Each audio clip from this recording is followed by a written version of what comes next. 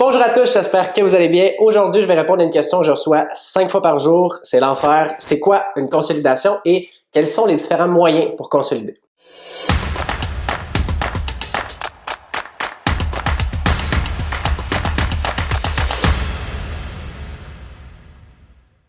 Alright. Donc, premièrement, ce que je voulais dire, c'est que une consolidation de dette, c'est seulement le principe de prendre toutes nos dettes avec des taux d'intérêt élevés, les mettre ensemble et espérer avoir un paiement ou un taux d'intérêt moins élevé. C'est tout.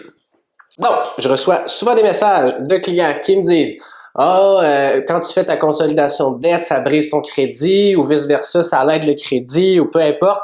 Non, c'est pas vrai. Ça peut être vrai dépendamment de quel chemin qu'on va prendre. Justement, les chemins, c'est quoi? Il y en a plusieurs. Donc, premièrement, on a la faillite ou la proposition au consommateur.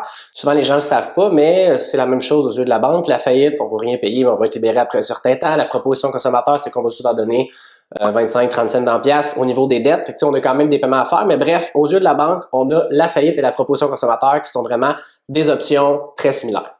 Ensuite de ça, un peu moins compliqué encore, c'est d'aller faire un pré-consolidation. Consolidation de dette à travers un pré-consolidation.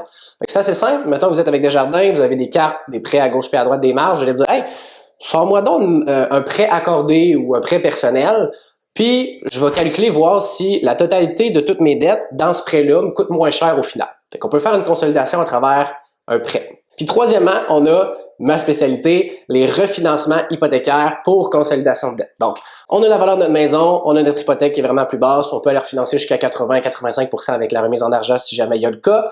Et avec cet argent-là supplémentaire, ce qu'on va aller faire, c'est qu'on va aller payer nos dettes et dans la plupart des cas, c'est très avantageux. Bref, c'est sûr que je vais prêcher pour ma paroisse, mais en général, mathématiquement, c'est sûr et certain que si on veut garder et améliorer notre bureau de crédit, d'un bord, on ira pas faire une faillite ni une proposition, parce qu'on s'entend que ça le scrape pendant un maudit bout. Et ensuite de ça, en général, encore une fois, en général, les taux d'intérêt pour les prêts personnels de consolidation sont quand même vraiment plus hauts qu'une hypothèque. Tu sais, les taux présentement sont aux alentours des 5, 5,5, 6%. Je vous garantis que c'est pas ça pour un prêt personnel, là. Donc, les taux à 5,5, 6% pour une hypothèque, on va se retrouver peut-être à du 7, 8, 9 au niveau du prêt personnel. Fait que, tu sais, ça dépend tout le temps qu'est-ce qu'on a au niveau de notre hypothèque. Donc, il faut vraiment, avec un courtier, avec moi, calculer si ça vaut la peine. Mais en général, c'est beaucoup plus avantageux de faire ça à travers une hypothèque parce que les taux d'intérêt sont plus bas que partout ailleurs. Bref, c'est tout pour moi aujourd'hui. Je voulais simplement répondre à la question, c'est quoi une consolidation? En résumé, une consolidation, c'est quoi? C'est le fait de prendre toutes nos dettes, bam, les mettre ensemble et on a 3, 4 façons de faire ça. C'est tout pour moi aujourd'hui. J'espère que vous avez apprécié. À la prochaine!